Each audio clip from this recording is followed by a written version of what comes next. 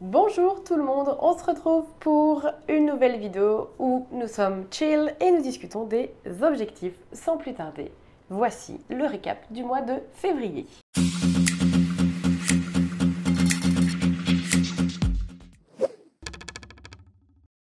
Alors, nous nous sommes retrouvés il y a à peine 15 jours, puisque j'avais pris du retard, souvenez-vous, pour vous parler des objectifs du mois de février.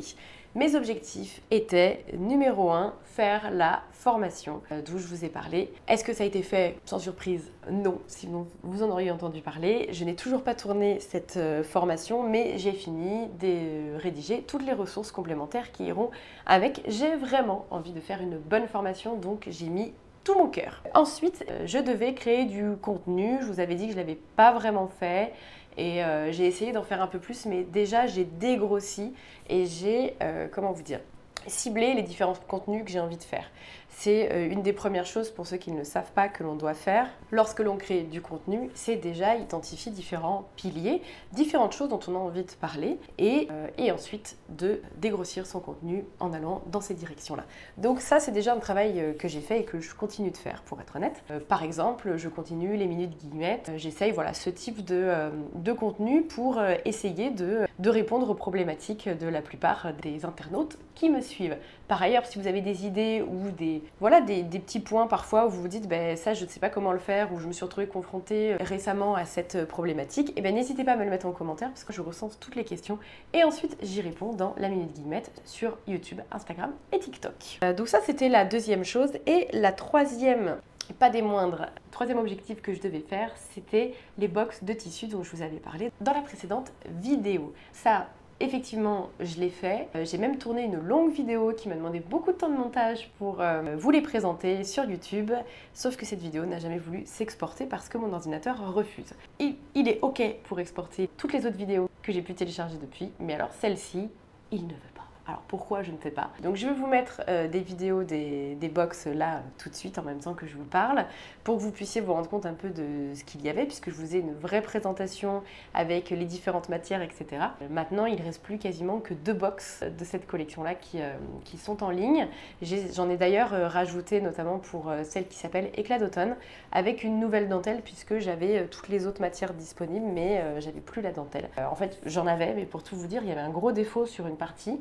Ce qui fait que je ne pouvais pas du tout, il aurait fallu que je refasse qu'une seule box dans cette dentelle, bref, c'était trop compliqué, donc hop, j'ai complètement changé et j'ai décidé de faire une nouvelle box avec une nouvelle dentelle. N'hésitez pas à aller voir, dans tous les cas, je vous mets tout juste au-dessus, je vous mets le lien juste au-dessus, et puis je vous le mets aussi dans la barre de description, comme ça si vous voulez y aller par la suite, vous pouvez librement aller regarder ce que j'ai fait. L'idée pour ces box, c'est de vous en sortir à peu près 4 tous les 2 mois. Comme ça me laisse un mois pour chercher les matières. Les tester aussi parce qu'il faut que je les lave pour savoir qu'elles sont bien OK pour vous. Et puis, réaliser des prototypes dedans pour pouvoir vous montrer aussi ce qu'on peut réaliser dedans et ce qu'on peut faire avec ces matières de lingerie. Voilà. J'essaye à chaque fois de faire des couleurs, des associations qui sont un peu différentes, qui changent de l'ordinaire et puis qui ressemblent aussi à ce que vous voulez voir chez vous. Parce que sinon, ça n'a aucun intérêt que je propose dans d'autres coloris. Avec ces box, j'essaye aussi de proposer des kits couture, c'est-à-dire des kits de fourniture pour faire des soutiens-gorge.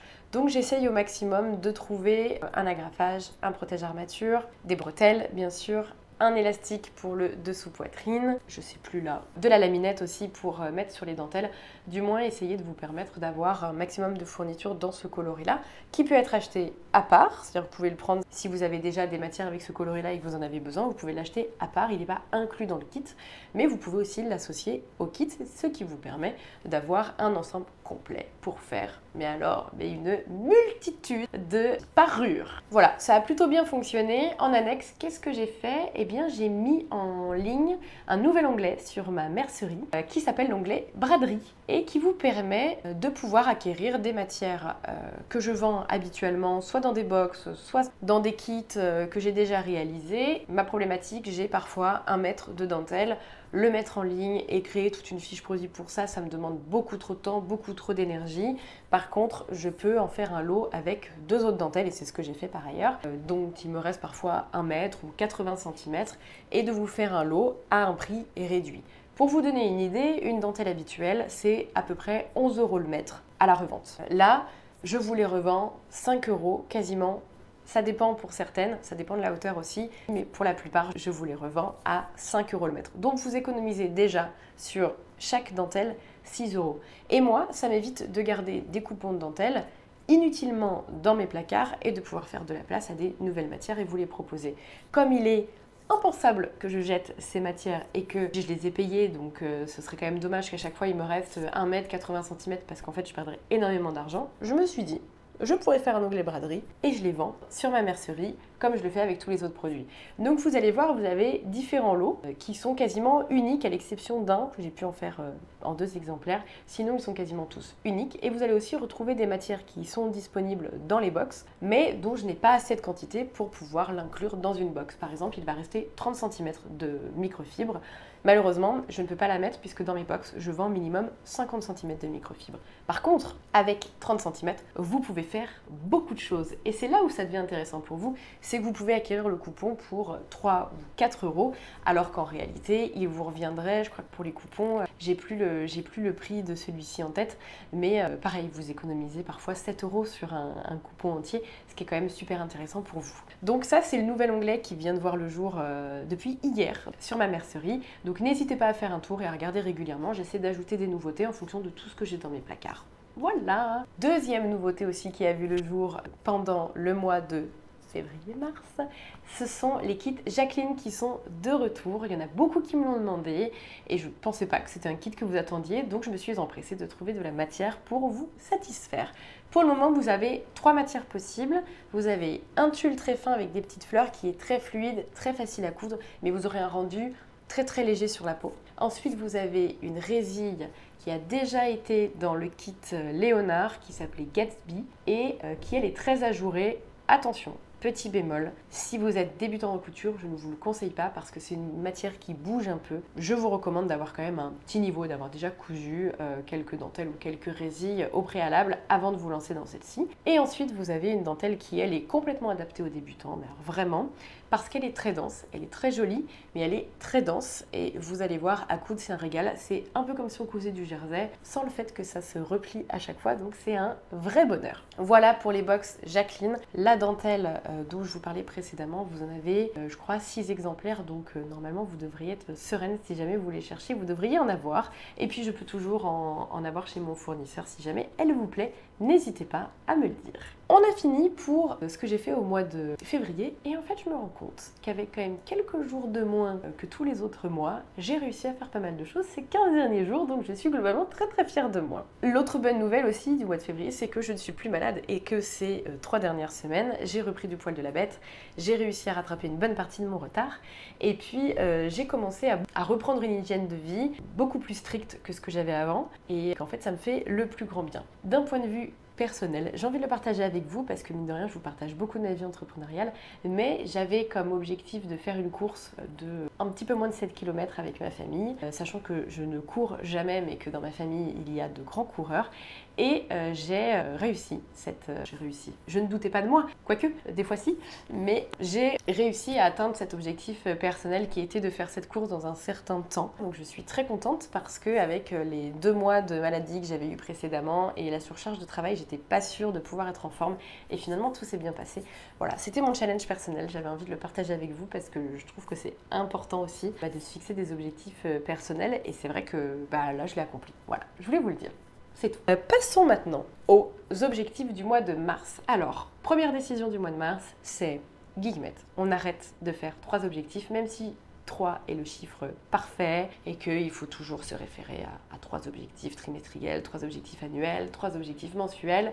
Ok, mais en fait, toute seule, j'y arrive pas. Donc je me suis dit, maintenant, plus que 2 objectifs clairs, qui sont un peu les lignes conductrices de ce mois de mars, sachant que nous sommes le 5 aujourd'hui, donc ça devrait aller pour le reste du mois. Le premier, c'est cette fichue formation, que ça fait 2 mois que je suis dessus, ça fait 2 mois que j'ai envie de la tourner, mais je suis tellement perfectionniste que j'essaye de vraiment que tout soit parfait, alors qu'en réalité, je pense que le mieux, c'est de se lancer. Donc ça va être de tourner cette formation, je l'espère, fin de cette semaine ou début de semaine prochaine. Et le deuxième objectif, c'est clairement de la création de contenu, comme je vous disais.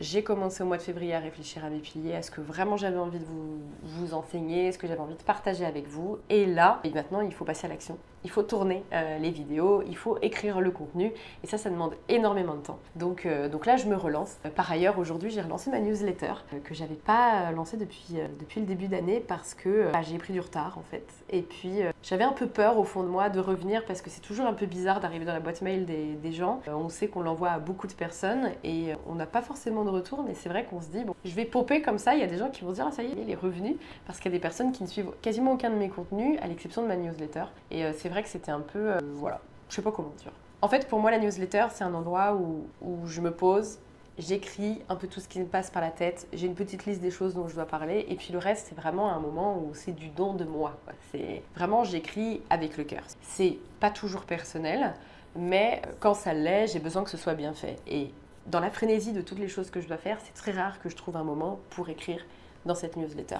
C'est pour ça que je l'avais laissé tomber, parce que j'avais vraiment envie de prendre un vrai moment. Là, aujourd'hui, ce matin, je me suis fixé un cadre et je me suis dit, tu l'écris, tu vois ce que ça donne, et s'il faut, tu ne l'envoies pas. Donc je l'ai écrite et j'ai repris un vrai plaisir d'écrire cette newsletter parce que j'aime partager à l'écrit ce que je fais. Je trouve ça super sympa d'écrire à différentes personnes. En fait, je trouve ça très intime, à l'inverse de la vidéo où là, je suis toute seule et puis j'envoie ça. Voilà. On consomme tellement de vidéos que c'est complètement différent. La newsletter a un impact complètement différent pour moi quand je l'écris. Donc j'avais besoin que ce soit bien fait.